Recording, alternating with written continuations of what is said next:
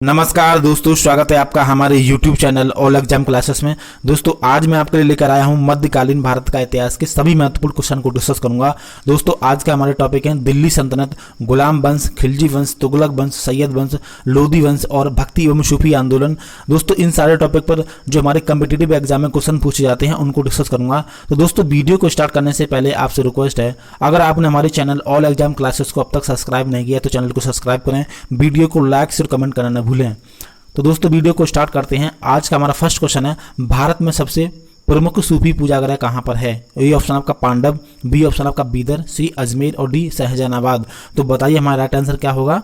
तो इसका right answer है हमारा सी ऑप्शन। ठीक है, कहाँ? अजमेर में सबसे प्रमुख सूफी पूजागृह है। अजमेर कहाँ? राजस्थान में। आपका ए ऑप्शन, बी ऑप्शन और डी ऑप्शन गलत हो जाएंगे। राइट आंसर हमारा क्या था?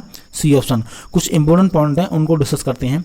राजस्थान के अजमेर शरीफ में, ठीक है, सबसे प्रमुख सूफी पूजागृह है। यहाँ पर यानी कि चिश्ती सिलसिला के संस्थापक ख्वाजा मुजाहिद्दीन चिश्ती की दरगाह है।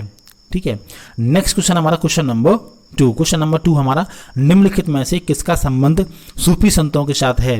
ये ऑप्शन आपका त्रिपिटक, बी ऑप्शन आपका दशमा और आपका सी ऑप्शन है खानकाहा और डी ऑप्शन आपका सिनागाग। अब बताइए हमारा राइट आंसर क्या होगा? तो उसका राइट आंसर आपको पता होना चाहिए, हमारा क्या है? सी ऑप्शन होगा, खानकाहा। ठीक है, इसका संबंध हमारा क्या है? सूफी संतों के साथ है। आपका ए ऑप्शन, बी ऑप्शन और डी ऑप्शन गलत हो जाएंगे। ठीक है, कुछ इंपॉर्टेंट पॉइंट हैं उनको डिस्कस करते हैं। इंपॉर्टेंट पॉइंट हमारे सूफी संतों का जो केंद्र के यानी कि विभिन्न खानका थे। ठीक है, इसके केंद्र बिंदु क्या थे? पीर। ठीक है, पीर का मतलब होता है गुरु। ठीक है, नेक्स्ट क्वेश्चन हमारा क्वेश्चन नंबर 3। क्वेश्चन नंबर 3 बहुत अच्छा क्वेश्चन है। सूफी परंपरा में पीर से क्या आशय है? ए ऑप्शन आपका सर्वोच्च ईश्वर, बी ऑप्शन आपका सूफियों का गुरु और सी ऑप्शन है सभी सूफियों संत में सर्वश्रेष्ठ और डी ऑप्शन आपका सूफियों की आस्था के लिए लड़ने वाला परंपरावादी शिक्षक। तो बताइए हमारा सूफी परंपरा में जो पीर का आशय क्या है? पीर का आशय का मतलब होता है सूफियों का गुरु। ठीक है, आपका बी ऑप्शन सही होगा। ए ऑप्शन, सी ऑप्शन और डी ऑप्शन गलत हो जाएंगे। ठीक है, कुछ इंपॉर्टेंट पॉइंट हैं उनको डिस्कस करते हैं, उससे आपको और भी क्लियर होगा। सूफी परंपरा में जो पीर का अर्थ है गुरु है। ठीक है, और शिष्य को मुरीद कहा जाता है और मुरीद में बहुत गहरा संबंध होता है। ठीक है, सूफी दर्शन केवल ईश्वर में विश्वास करता था, याद रखना। ठीक है, नेक्स्ट क्वेश्चन हमारा क्वेश्चन नंबर 4। क्वेश्चन नंबर 4 हमारा, निम्नलिखित में से किसने सोमनाथ मंदिर पर आक्रमण किया था? ये ऑप्शन आपका महमूद गजनी, आपका बी ऑप्शन है मोहम्मद गोरी, सी ऑप्शन आपका इल्तुतमिश और डी कुतुबुद्दीन ऐबक। अब आपको बताना इसका राइट आंसर क्या होगा। सोमनाथ मंदिर पर जो आक्रमण किया था वो किसने किया था? हमारा ए ऑप्शन सही होगा, महमूद गजनी ने किया था। ठीक है, आपका बी ऑप्शन, सी ऑप्शन और डी ऑप्शन गलत हो जाएंगे। ठीक है, कुछ इंपॉर्टेंट पॉइंट हैं उनको डिस्कस करते हैं। तो महमूद गजनी ने जो आक्रमण किया था, कब किया था? 1526 में प्रसिद्ध आक्रमण उसका सोमनाथ मंदिर पर आक्रमण किया था, याद रखना। कब किया था? 1526 ईस्वी में किया था सोमनाथ मंदिर पर। ठीक है, नेक्स्ट क्वेश्चन हमारा क्वेश्चन नंबर 5। क्वेश्चन नंबर 5 हमारा, कृष्णदेवराय ने हम्पी में कृष्ण स्वामी मंदिर बनवाया था, यह इस समय किस राज्य में स्थित है? ए ऑप्शन आपका कर्नाटक, बी कोलकाता और आपका सी ऑप्शन है जम्मू और कश्मीर और डी ऑप्शन है केरल।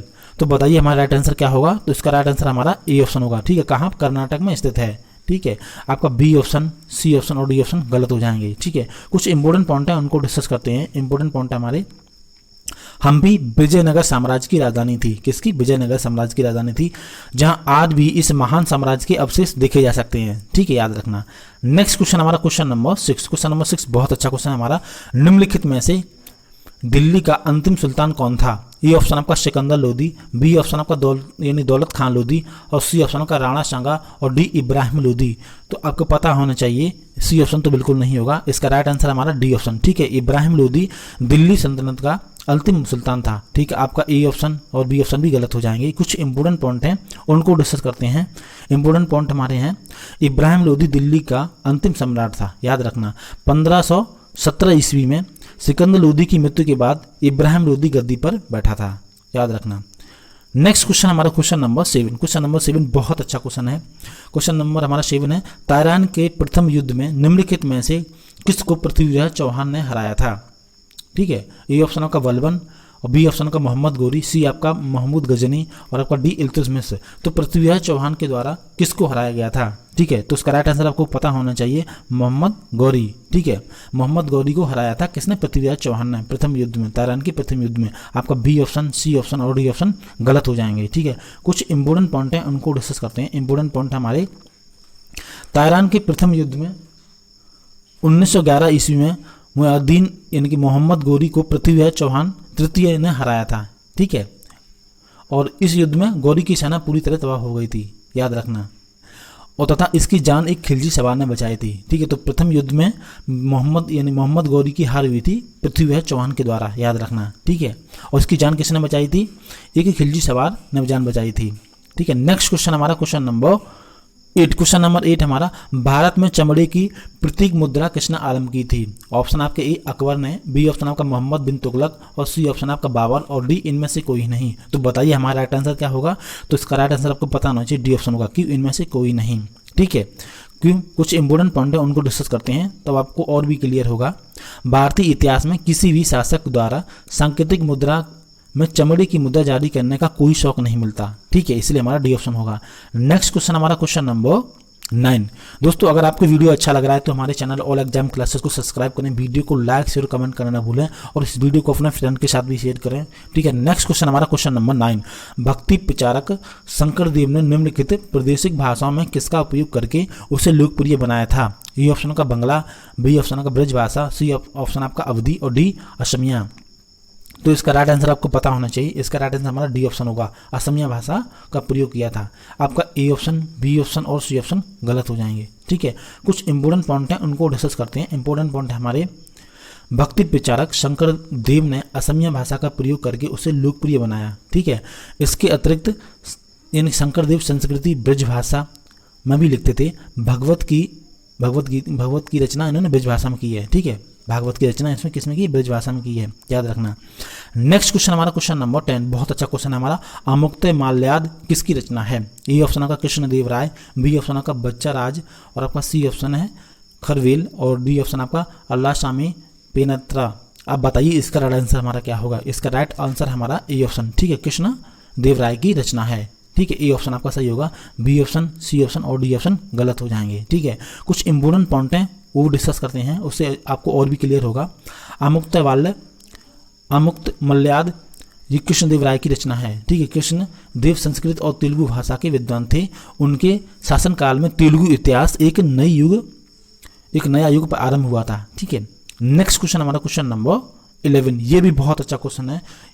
क्वेश्चन नंबर 11 हमारा, पृथ्वीराज चौहान को मोहम्मद गौरी ने किस युद्ध में हराया था? ये ऑप्शन आपका, पृथ्वीराज चौहान को मोहम्मद गौरी ने किस युद्ध में हराया था? ऑप्शन आपके ए 1191 ईस्वी में ताइरान, बी ऑप्शन आपका 1192 ईस्वी में ताइरान, और आपका सी ऑप्शन है 1194 ईस्वी में चंद्रवार, और आपका डी ऑप्शन है 1195 ईस्वी में रणथंबोर। अब आपको बताना इसका राइट आंसर है। इस क्वेश्चन में पूछ रहा है जब पृथ्वीराज चौहान की हार हुई थी मोहम्मद गौरी के द्वारा, तो कौन सा युद्ध हुआ था? तो इसका राइट आंसर आपको पता होना चाहिए, बी ऑप्शन होगा। ठीक है, 1192 ईस्वी में हराया था। ठीक है, आपका बी ऑप्शन सही होगा, आपका ए ऑप्शन, सी ऑप्शन और डी ऑप्शन गलत हो जाएंगे। ठीक है, कुछ इंपोर्टेंट पॉइंट हैं उनको डिस्कस करते हैं। इंपोर्टेंट पॉइंट हमारे, उससे आपको और भी क्लियर होगा। ताइरान का जो द्वितीय युद्ध है 1192 ईस्वी में पृथ्वीराज चौहान को मोहम्मद गौरी ने हराया था, याद रखना। ठीक है, जबकि ताइरान के प्रथम युद्ध 1192 में मोहम्मद गौरी को हार का सामना करना पड़ा था। ठीक है, 1 साल के बाद ही बदला ले लिया था मोहम्मद गौरी ने अपनी हार का, कितना अच्छी बात है ये। ठीक है, नेक्स्ट क्वेश्चन हमारा क्वेश्चन नंबर 12। क्वेश्चन नंबर 12 हमारा, तालीकोटा में प्रसिद्ध लड़ाई कब हुई थी? बताइए। ऑप्शन आपके ए 1565 ईस्वी में, बी ऑप्शन आपका 1575 ईस्वी में, सी ऑप्शन आपका 1550 ईस्वी में, और आपका डी ऑप्शन है 1570 ईस्वी में। तो तालीकोटा में प्रसिद्ध लड़ाई कब हुई थी? बताइए हमारा राइट आंसर क्या होगा? इसका राइट आंसर आपका ए ऑप्शन होगा। कब हुई थी हमारे 1565 ईस्वी में। ठीक, आपका बी ऑप्शन, सी ऑप्शन और डी ऑप्शन गलत हो जाएंगे। ठीक है, कुछ इंपोर्टेंट पॉइंट हैं उनको डिस्कस करते हैं, उससे आपको और भी क्लियर होगा। तालीकोटा की जो प्रसिद्ध लड़ाई, ठीक है, बहमनी राज और विजयनगर साम्राज्य के सेनाओं के बीच कब हुई थी? हमारी 1565 ईस्वी में हुई थी। ठीक है, याद रखना। नेक्स्ट क्वेश्चन हमारा क्वेश्चन नंबर 13। क्वेश्चन नंबर 13 हमारा, अधिकांश मंगोलीय आक्रमणकर्ता किसके शासनकाल में आए? ए ऑप्शन आपका फिरोज शाह तुगलक, बी ऑप्शन आपका अलाउद्दीन खिलजी, सी ऑप्शन हमारा मोहम्मद बिन तुगलक, और डी बलबन। अब आपको बताना है इसका राइट आंसर क्या होगा। तो इसका राइट आंसर हमारा बी ऑप्शन। ठीक है, अलाउद्दीन खिलजी के शासनकाल में सबसे अधिक मंगोलीय आक्रमण हुए थे। ठीक है, आपका ए ऑप्शन, सी ऑप्शन और डी ऑप्शन गलत हो जाएंगे। ठीक है, कुछ इंपोर्टेंट पॉइंट हैं उनको डिस्कस करते हैं। इंपोर्टेंट पॉइंट है हमारे, अलाउद्दीन खिलजी के शासनकाल के दौरान मंगोलों ने भारत पर अधिक बार यानी सबसे अधिक बार आक्रमण किया, याद रखना, ठीक है। किसके शासनकाल में? अलाउद्दीन खिलजी के शासनकाल में, ठीक है। नेक्स्ट क्वेश्चन हमारा क्वेश्चन नंबर 14। क्वेश्चन नंबर 14 है, खलीफा में प्रतिष्ठापन पत्र मंगवाने और प्राप्त करने वाला प्रथम सुल्तान कौन था? ठीक है, ए ऑप्शन आपका इल्तुतमिश, बी ऑप्शन आपका बलबन, सी ऑप्शन हमारा फिरोज शाह तुगलक और डी अलाउद्दीन खिलजी।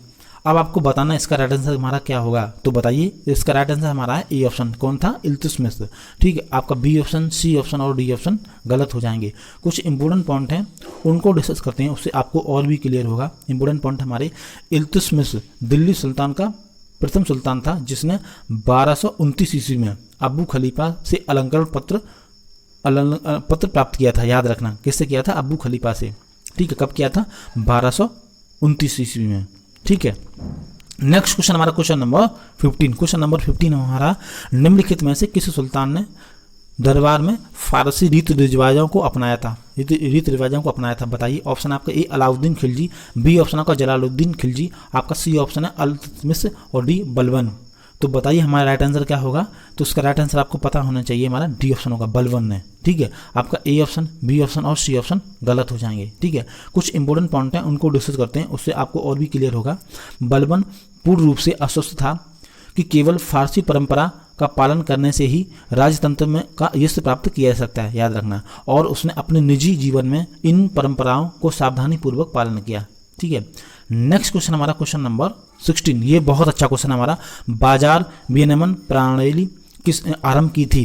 कौन से शासक ने आरंभ की थी? ऑप्शन आपका ए मोहम्मद बिन तुगलक द्वारा, बी ऑप्शन आपका इल्तुतमिश द्वारा, आपका सी ऑप्शन अलाउद्दीन खिलजी द्वारा और डी ऑप्शन है गयासुद्दीन द्वारा। तो बताइए हमारा राइट आंसर क्या होगा? तो इसका राइट आंसर हमारा सी ऑप्शन होगा, ठीक है। अलाउद्दीन खिलजी के द्वारा बाजार विनिमय प्रणाली आरंभ की गई थी। आपका ए ऑप्शन, बी ऑप्शन और डी ऑप्शन गलत हो जाएंगे, ठीक है। कुछ इंपॉर्टेंट पॉइंट हैं उनको डिस्कस करते हैं, उससे आपको और भी क्लियर होगा।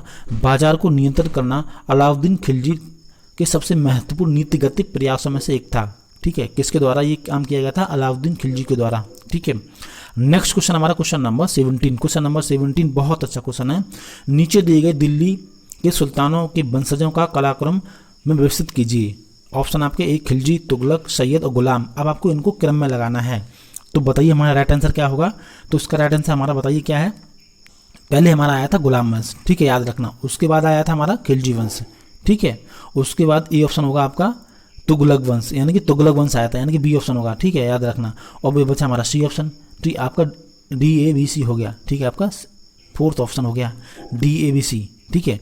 यानी कि पहले आया था हमारा का गुलाम वंश, फिर आया था हमारा खिलजी वंश, फिर तुगलक वंश, फिर सैयद वंश, ठीक है। इससे हमारा क्रम हो गया DABC, ठीक है, ये हमारा क्रम हो गया। राइट आंसर हमारा क्या होगा? Fourth option. नेक्स्ट क्वेश्चन को डिस्कस करते हैं। कुछ इंपॉर्टेंट पॉइंट है, उससे आपको और भी क्लियर होगा। इंपॉर्टेंट पॉइंट हमारे देखिए, दिल्ली सल्तनत पर शासन का जो कालक्रम है वो क्या है? देखिए, पहले हमारा क्या था? गुलाम वंश। गुलाम वंश कब से कब तक आया था? 1206 से 1290 ईस्वी तक शासन किया था। उसके बाद था हमारा खिलजी वंश, खिलजी राजवंश, 1290 से 1320 ईस्वी तक शासन किया था। उसके बाद आता हमारा तुगलक वंश, 1320 ईस्वी से 1414 ईस्वी तक, ठीक है। उसके बाद आता हमारा सैयद वंश। सैयद वंश हमारा 1414 से 1451 ईस्वी तक, ठीक। उसके बाद आता है हमारा अफगान लोदी वंश, 1451 से 1526 ईस्वी तक, ठीक है, याद रखना। ये हमारा क्रम था। नेक्स्ट क्वेश्चन हमारा क्वेश्चन नंबर 18। क्वेश्चन नंबर 18 हमारा, निम्नलिखित में से किसे भारत का तोता कहा जाता है? ऑप्शन आपके ए हुसैन शाह, बी ऑप्शन है अमीर खुसरो, आपका सी ऑप्शन है बरबक शाह और डी ऑप्शन है नानक। तो बताइए हमारा राइट आंसर क्या होगा? तो इसका राइट आंसर हमारा है बी ऑप्शन, अमीर खुसरो। अमीर खुसरो को भारत का तोता कहा जाता है, ठीक है। आपका ए ऑप्शन, सी ऑप्शन और डी ऑप्शन गलत हो जाएंगे। कुछ इंपॉर्टेंट पॉइंट हैं उनको डिस्कस करते हैं, उससे आपको और भी क्लियर होगा। अमीर खुसरो एक महान कवि, इतिहासकार, साहित्य, संगीतज्ञ और विद्वान था, ठीक है, विद्वान थे, याद रखना। उन्हें भारतीय उपमहाद्वीप में संस्कृत विरासत की प्रतिमूर्ति माना जाता है, याद रखना। ये बहुत अच्छा क्वेश्चन है, ठीक है। ये क्वेश्चन लगातार इस तरह के क्वेश्चन हमारे एग्जाम्स में पूछे जाते हैं। क्वेश्चन नंबर 19 हमारा, वर्तमान दौलताबाद जहां मोहम्मद बिन तुगलक ने दिल्ली से राजधानी को स्थानांतरित किया था, किसके समीप स्थित है? ऑप्शन आपके ये, बताइए हमारा राइट आंसर। ए ऑप्शन आपका मैसूर, बी ऑप्शन आपका औरंगाबाद, सी निजामाबाद और डी भोपाल। तो बताइए हमारा राइट आंसर क्या है? तो इसका राइट आंसर हमारा बी ऑप्शन सही होगा, ठीक है। आपका ए ऑप्शन, सी ऑप्शन और डी ऑप्शन गलत हो जाएंगे। हमारा राइट आंसर बी ऑप्शन होगा, औरंगाबाद। ठीक है, कुछ इंपॉर्टेंट पॉइंट हैं उनको डिस्कस करते हैं, उससे आपको और भी क्लियर होगा। दौलताबाद जो महाराष्ट्र के औरंगाबाद में उत्तर पश्चिम में 16 किलोमीटर दूरी की पर स्थित है। ठीक है, कितनी 16 किलोमीटर की दूरी पर स्थित है। ठीक है, नेक्स्ट क्वेश्चन हमारा क्वेश्चन नंबर 20। क्वेश्चन नंबर 20 हमारा, दिल्ली सल्तनत का उद्धारक कौन था? ए ऑप्शन का कुतुबुद्दीन ऐबक, बी ऑप्शन का मीनस उस सिराज, और सी ऑप्शन आपका गयासुद्दीन, और डी बलबन। तो बताइए हमारा राइट आंसर क्या होगा? तो इसका राइट आंसर आपको पता होना चाहिए, डी बलबन है। ठीक है, कौन है? बलबन। आपका ए ऑप्शन, बी ऑप्शन और सी ऑप्शन गलत हो जाएंगे। कुछ इंपॉर्टेंट पॉइंट हैं उनको डिस्कस करते हैं, उससे आपको और भी क्लियर होगा। इंपॉर्टेंट पॉइंट हमारे, दिल्ली सल्तनत, दिल्ली सुल्तान इल्तुतमिश के पश्चात, ठीक है, यानी कि राज्य में षड्यंत्रकारी आरंभ हो गई थी। ठीक है, ऐसे समय में गयासुद्दीन बलबन, ठीक है, दिल्ली की राजगद्दी पर संभाली थी। किसने? गयासुद्दीन बलबन ने। ठीक है, नेक्स्ट क्वेश्चन हमारा क्वेश्चन नंबर 21। क्वेश्चन नंबर 21 हमारा, ब्राह्मणों पर जजिया कर लगाने वाला दिल्ली सुल्तान कौन था? ऑप्शन आपके ए अलाउद्दीन खिलजी, आपका बी ऑप्शन है फिरोज शाह तुगलक, सी ऑप्शन आपका मोहम्मद बिन तुगलक, और डी बलबन। तो बताइए हमारा राइट आंसर क्या होगा? ब्राह्मण पर जजिया कर लगाने वाला कौन सा सुल्तान था? ऑप्शन आपके ए बताइए। तो इसका राइट आंसर हमारा होगा बी ऑप्शन सही होगा, फिरोज शाह तुगलक। ब्राह्मण पर जजिया कर लगाने वाला दिल्ली सल्तनत का कौन सा सुल्तान था? फिरोज शाह तुगलक। आपका ए ऑप्शन, सी ऑप्शन और डी ऑप्शन गलत हो जाएंगे। ठीक है, कुछ इंपॉर्टेंट पॉइंट हैं उनको डिस्कस करते हैं। इंपॉर्टेंट पॉइंट हमारे, फिरोज शाह तुगलक 1351 से 1388 ईस्वी तक को दिल्ली सुल्तान के शासकों में मुस्लिम वर्ग के लिए सबसे दयालु सुल्तान माना जा सकता है। ठीक है, वह एक कट्टरवादी मुस्लिम शासक था। कैसा था? कट्टरवादी मुस्लिम शासक। ठीक है, इसका शासन कब से कब तक था? 1351 ईस्वी से 1388 ईस्वी तक। ठीक है, याद रखना। नेक्स्ट क्वेश्चन हमारा क्वेश्चन नंबर 22। क्वेश्चन नंबर 22 हमारा, ताइरान का द्वितीय युद्ध किसके बीच लड़ा गया था? और ये ऑप्शन आपका सिकंदर तथा पोरस, बी ऑप्शन आपका जयचंद और मोहम्मद गोरी, आपका सी ऑप्शन है अकबर तथा हेमू, और आपका डी ऑप्शन है पृथ्वीराज चौहान एवं मोहम्मद गौरी। तो बताइए ताइरान का द्वितीय युद्ध किसके बीच लड़ा गया था? इसका राइट आंसर हमारा डी ऑप्शन होगा। ठीक है, ताइरान का द्वितीय युद्ध पृथ्वीराज चौहान और मोहम्मद गौरी के बीच हुआ था। ठीक है, इसमें किसकी? पृथ्वीराज चौहान की हार हुई थी। किसकी? पृथ्वीराज चौहान हारे थे। ठीक है, तो इस हिसाब से आपका ए ऑप्शन, बी ऑप्शन और सी ऑप्शन गलत हो जाएंगे। राइट आंसर हमारा क्या था? डी ऑप्शन होगा। ताइरान का द्वितीय युद्ध किसके बीच लड़ा गया था? पृथ्वीराज चौहान और मोहम्मद गौरी। दोस्तों ये बहुत इंपॉर्टेंट क्वेश्चन है। इसी तरह के क्वेश्चन हमारे आरआरबी, एनटीपीसी, रेलवे, एसएससी के एग्जाम में पूछे जाते हैं। ठीक है, तो कुछ इंपॉर्टेंट पॉइंट हैं उनको डिस्कस करते हैं। ताइरान का द्वितीय युद्ध मोहम्मद गौरी और पृथ्वीराज चौहान के मध्य कब 1192 ईस्वी में थानासोर के निकट लड़ा गया था। यह वर्तमान स्थान जो कहाँ पर? हरियाणा में है। ये स्थान कहाँ पर? अभी हमारा हरियाणा में पड़ता है। ठीक है, नेक्स्ट क्वेश्चन हमारा क्वेश्चन नंबर 23। क्वेश्चन नंबर 23 हमारा, दिल्ली सल्तनत पर शासन कब आरंभ हुआ? बताइए हमारा ए ऑप्शन आपका 1106, बी ऑप्शन का 1206, आपका सी ऑप्शन है 1306 और डी ऑप्शन आपका 1446। ऑप्शन अब आपके ये। तो बताइए हमारा राइट आंसर क्या होगा? तो उसका राइट आंसर हमारा है बी ऑप्शन, दिल्ली सुल्तान का शासन कब आरंभ हुआ था। ठीक है, तो 1206 ईस्वी में आरंभ हुआ था। आपका ए ऑप्शन, सी ऑप्शन और डी ऑप्शन गलत हो जाएंगे। ठीक है, राइट आंसर हमारा बी ऑप्शन होगा। कुछ इंपॉर्टेंट पॉइंट हैं उनको डिस्कस करते हैं, उससे आपको और भी क्लियर होगा। दिल्ली सल्तनत के, ठीक है, क्वेश्चन था हमारा दिल्ली सल्तनत होगा, सुल्तान की जगह दोस्तों कर लेना से। दिल्ली सल्तनत के अतिरिक्त मुस्लिम शासकों ने दिल्ली पर शासन करते हुए भारत के एक बड़े भूभाग पर लगभग 1206 से लेकर 1526 ईस्वी तक लगभग 320 वर्षों तक शासन किया। ठीक है, तो दिल्ली सल्तनत का शासनकाल कितने वर्ष तक था हमारा? 320 वर्ष तक था। कितना? 320 तक। ठीक है, 320 वर्ष तक था। याद रखना, ये बहुत इंपॉर्टेंट क्वेश्चन है दोस्तों। ठीक है, नेक्स्ट क्वेश्चन हमारा क्वेश्चन नंबर 24। क्वेश्चन नंबर 24 हमारा, निम्नलिखित में से किस सुल्तान ने सती प्रथा को रोकने का प्रयास किया?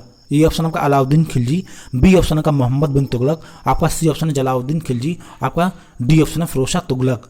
तो बताइए निम्नलिखित में से किस सुल्तान ने सती प्रथा को रोकने का प्रयास किया? तो इसका राइट आंसर आपको पता होना चाहिए, हमारा है बी ऑप्शन। किसने किया था? मोहम्मद बिन तुगलक के द्वारा प्रयास किया गया था। ठीक, आपका ए ऑप्शन, आपका सी ऑप्शन और डी ऑप्शन गलत हो जाएंगे। राइट आंसर हमारा बी ऑप्शन होगा। ठीक है, कुछ इंपॉर्टेंट पॉइंट हैं उनको डिस्कस करते हैं, उससे आपको और भी क्लियर होगा।